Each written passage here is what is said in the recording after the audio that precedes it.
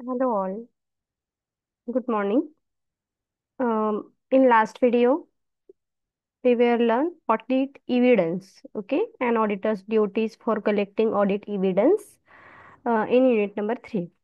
So case studies काय आहेत हे आपण बघणार आहोत. आता बेसिकली ह्या जेवढ्या आपण आज केस स्टडी लर्न करणार आहोत त्याच्यामध्ये काय आहे तर ॲज अ ऑडिटरचा रोल काय असेल जेव्हा आता ह्या मेन युनिटमध्ये जेव्हा आपण ऑडिट इव्हिडन्सचा अभ्यास केला, कारण ऑडिट इव्हिडन्स फार महत्त्वाचा आहे ऑडिट रिपोर्ट प्रिपेअर करण्यासाठी. ओके, जर एव्हिडन्स तुम्ही प्रॉपर कलेक्ट केले, we can easily write a proper report of auditing. Okay, sir याच्यासाठी ऑडिटरचा अप्रोच काय असला पाहिजे, ऑडिटरचा ॲटिट्यूड काय असला पाहिजे, ऑडिटरने कशा पद्धतीने आन्सर मेन्शन केले पाहिजेत किंवा डॉक्युमेंट कसे कलेक्ट केले पाहिजेत, ह्या बेसवरती काही ना केस स्टडीज दिलेले आहेत. आणि त्या तुम्हाला एक केस स्टडी दिली जाईल एखाद्या कंपनीची, आणि ॲज अ ऑडिटर म्हणून तुमचा रोल काय असणार आहे फॉर अ कलेक्टिंग इव्हिडन्स. ह्या बेसवरती आपण आता पुढचे केस स्टडीज लर्न करणार आहोत. बघा काय सांगितले फर्स्ट केस स्टडीमध्ये. XYZ limited is a manufacturing company. एक XYZ लिमिटेड काय आहे, एक मॅन्युफॅक्चरिंग कंपनी आहे. Okay, XYZ is a manufacturing company. It produce readymade T shirt. आणि ती मॅन्युफॅक्चरिंग कंपनी काय करते तर रेडीमेड टी शर्ट काय करते, प्रोड्यूस करते. During the year the company sold 50 T shirt to related party. आणि कंपनीने 50 टी शर्ट एका रिलेटेड पार्टीला काय केले तर सोल्ड केले. You are the auditor of XY limited. XYZ लिमिटेडचे तुम्ही कोण आहात तर ऑडिटर आहात. You have ask for the documentary evidence. आणि तुम्ही काय करताय, तुम्हाला विचारले की ॲज अ डॉक्युमेंटरी एव्हिडन्स म्हणून तुम्ही कोणत्या कोणत्या गोष्टी चेक करा. जर तुम्ही ॲज अ ऑडिटर आहात आणि ऑडिटर तुम्हाला ह्या मॅन्युफॅक्चरिंग कंपनीचं करायचं आहे, तर तुम्ही कोणते एव्हिडन्स काय कराल, चेक कराल. The company did not provide any evidence. कंपनीने काय कोणत्याही प्रकारचे एव्हिडन्स तुमच्यासमोर दिलेले नाही आहेत. As a auditor what will be your approach. तर तुमचा अप्रोच काय बरं असला पाहिजे. जर एक ऑथेंटिक रिपोर्ट प्रिपेअर करायचा असेल ॲज अ ऑडिटर म्हणून, तर तुम्ही कोणत्या गोष्टी चेक केल्या पाहिजेत. आणि अशा पद्धतीने तुम्हाला काय करायचं आहे, सिम्पली की as a auditor point of व्ह्यूने तुम्ही कोणत्या कोणत्या गोष्टी चेक कराल बरं, ते तुम्हाला सोल्युशनमध्ये लिहायचं आहे. खूप सिम्पल आणि सोपं असं केस स्टडी दिलेले आहेत. सो ॲज सिम्पल, तुम्ही पहिल्यांदा काय कराल, कंपनीने काय केले 50 टी शर्ट सोल्ड केलेले आहेत आणि एका एका स्पेसिफिक पार्टीला सोल्ड केले. तर त्यासाठी तुम्ही सेल्स कॉन्ट्रॅक्ट काय कराल की त्या दोन समोरच्या पार्टीसोबत तुम्ही काही कॉन्ट्रॅक्ट केलेलं आहे का हे आधी काय कराल, चेक कराल. सोल्ड केलेत म्हणजे तुमच्याकडे काही सेल्स इनवॉइस आहे का हे सुद्धा काय कराल तुम्ही चेक कराल ॲज अ एव्हिडन्ससाठी. त्याच्यानंतर थर्ड पॉईंट दिलेला आहे पेमेंट रिसिप्ट. ऑब्विसली सोल्ड केलेत म्हणजे तुमच्याकडे काहीतरी पेमेंट रिसिप्ट असली पाहिजे, हे तुम्ही काय कराल, चेक कराल. As the auditor is unable to obtain evidence, then consider alternative procedure that is confirmation from the related party. आता हे फार महत्त्वाचं आहे हां, कारण असं नको की चला तो XYZ लिमिटेड कंपनीने तुम्हाला एक सेल्स लोड दाखवली किंवा कॉन्ट्रॅक्ट दाखवला, पेमेंटचं रिसिप्ट दाखवलं, this is part of only evidence, no. So कन्फर्मेशनसाठी किंवा अजून ॲक्युरसीसाठी तुम्ही ॲज अ ऑडिटर म्हणून काय केलं पाहिजे तर थर्ड पार्टीचं कन्फर्मेशन सुद्धा घेणं तितकंच महत्त्वाचं असणार आहे. That is why here said confirmation from the related party, आणि हे सुद्धा तुम्ही बघितलं पाहिजे. Then observe inventory. ओके, तर तुम्ही इन्व्हेंटरी म्हणजे ते टी शर्टचं ऑब्झर्वेशन सुद्धा केलं पाहिजे. जे काही फिनिश्ड स्टॉक तिथे दिसत आहेत किंवा वेअरहाऊसमध्ये जे गुड्स दिसत आहेत त्याचं फिजिकली ऑब्झर्वेशन करणं सुद्धा तितकंच गरजेचं आहे. In absence of appropriate evidence the auditor कुड फॉर्म द क्वालिफाईड ओपिनियन. आणि याच्या पद्धतीने ऑडिटर काय करू शकतो तर ओपिनियन देऊ शकतो. सफिशियंट जर रेकॉर्ड असेल तर त्या पद्धतीने रिपोर्ट प्रिपेअर करेल, आणि काही अब्सेन्स रेकॉर्ड असेल तर त्या पद्धतीने तो रिपोर्टमध्ये तसं मेन्शन करेल. क्लिअर झाला का बघा पहिली केस स्टडी. सिम्पल आहे, फार काही डिफिकल्ट नाही आहे. दुसऱ्या केस स्टडीमध्ये काय सांगितले बघूया आपण. Reliable limited is a retail entity that use a third party service provider to process credit card transaction. You are the auditor of the company. एका रिलायबल लिमिटेड रिटेल एंटिटी आहे, त्याची तुम्ही काय आहे थर्ड पार्टी सर्व्हिस प्रोव्हाइड करते आणि तुम्ही त्याचे ऑडिटर आहात. तर पुढे तुमचा रोल काय असला पाहिजे? यू आयडेंटिफाय मटेरियल वीकनेस, आणि तुमच्या लक्षात येते की मटेरियल वीकनेस आहे, तुम्ही बघितलं in a internal control regarding authorisation of credit card transaction. आणि मग तुम्ही तुमचा रोल काय असला पाहिजे? So what types of evidence the auditor should obtain to evaluate internal control system. जसं आपण म्हणतो की इंटरनल कंट्रोल सिस्टीम इव्हॅल्युएट करायचं आहे, तर ॲज अ ऑडिटर म्हणून तुम्ही कोणती इंटरनल कंट्रोल सिस्टीमसाठी इव्हिडन्स कलेक्ट कराल बरं? या पॉईंट ऑफ व्ह्यूने ही केस स्टडी विचारलेली आहे. तर आन्सर कशा पद्धतीने द्यायचं आहे बघा आपल्याला.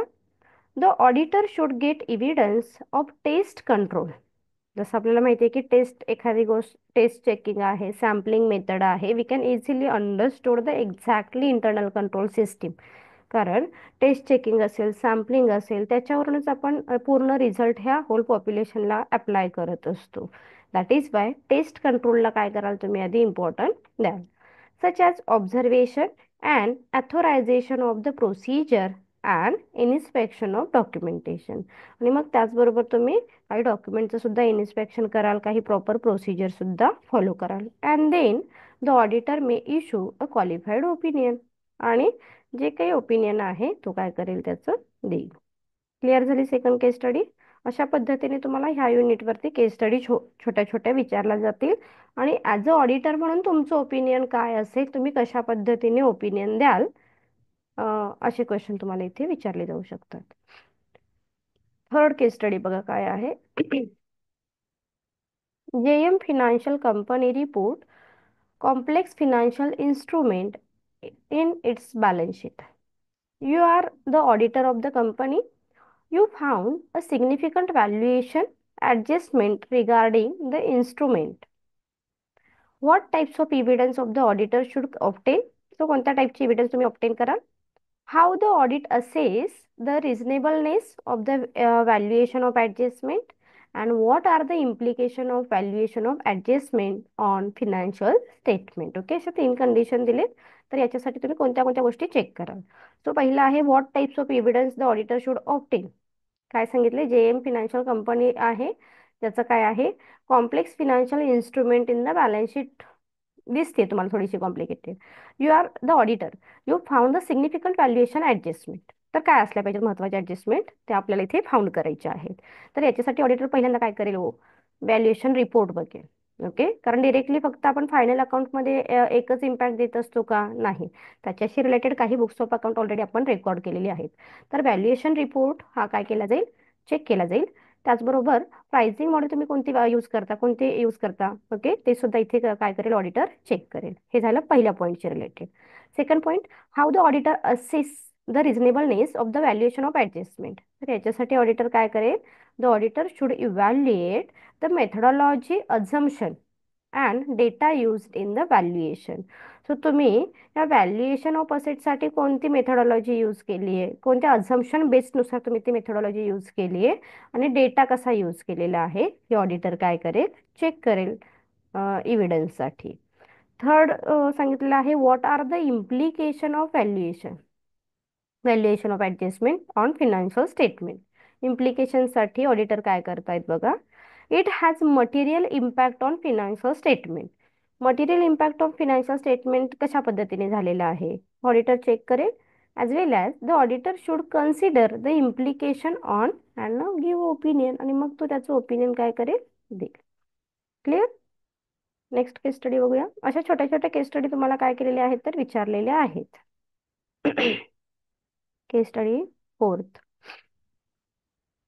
Mr. Ratnakar, a chartered accountant, was appointed as a statutory auditor of WTL Pune for the year ended 31st March 2024. During the audit, he found the gratuity liability valuation was done on the basis of certificate issued by the qualified accuracy. The auditor noticed the retirement age adopted is 65 years as against the existing age of 60 years. So WTL is a considering the proposal to increase the retirement age. What is the approach of the auditor? आता याच्यासाठी suppose जर एखाद्या एम्प्लॉईजला तुम्ही gratuity facility देताय, gratuity liability दिसते, तर त्याचं valuation तुम्ही कशा पद्धतीने केलंय, तुम्ही कशा पद्धतीने बुक्स ऑफ अकाउंट रेकॉर्ड केलेत, इवन तुम्ही काय क्रायटेरिया ठेवलेला आहे ग्रॅज्युटी फॅसिलिटी प्रोव्हाइड करण्यासाठी, याच्या रिगार्डिंग ॲज अ ऑडिटर म्हणून तुम्हाला एव्हिडन्स चेक करावे लागतील. ओके.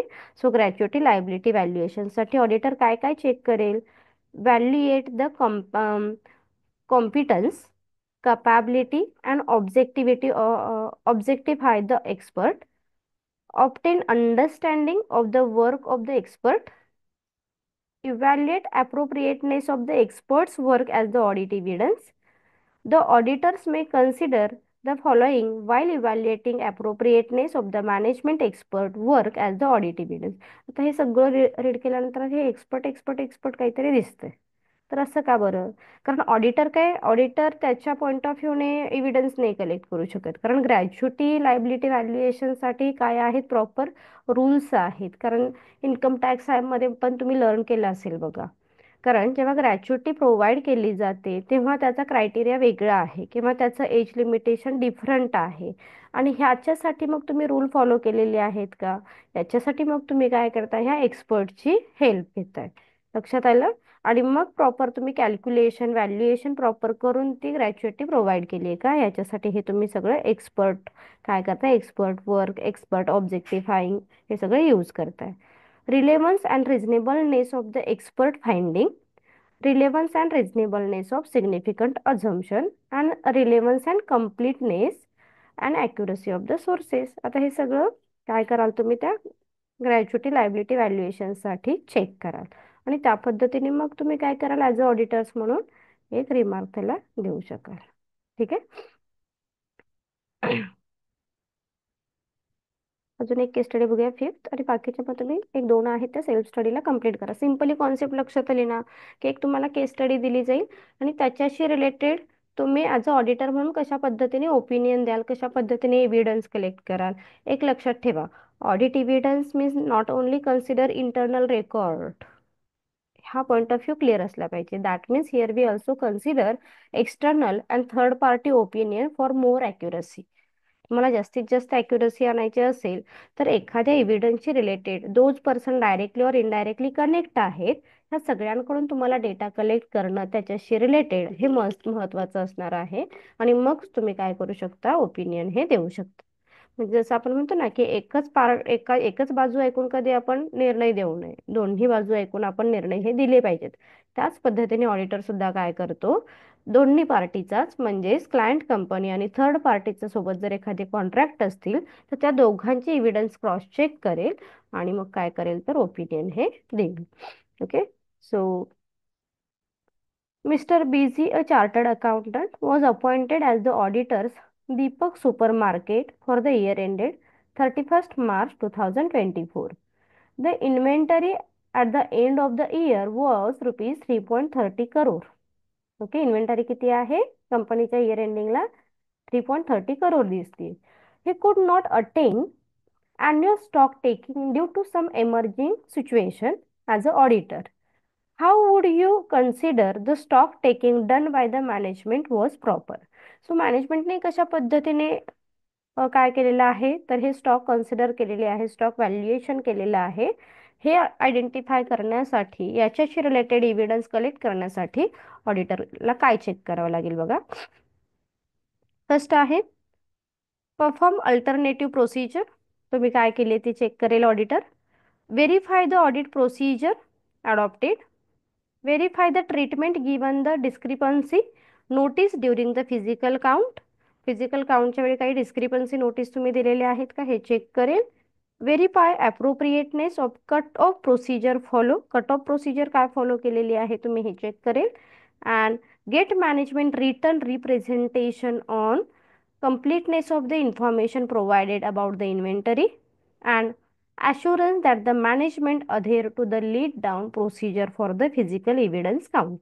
कारण जसं क्रॉस चेक, आता इथे काय केलंय, फक्त एका एका बाजूने त्याने काउंटिंग चेक केलेलं आहे का, हो नाही.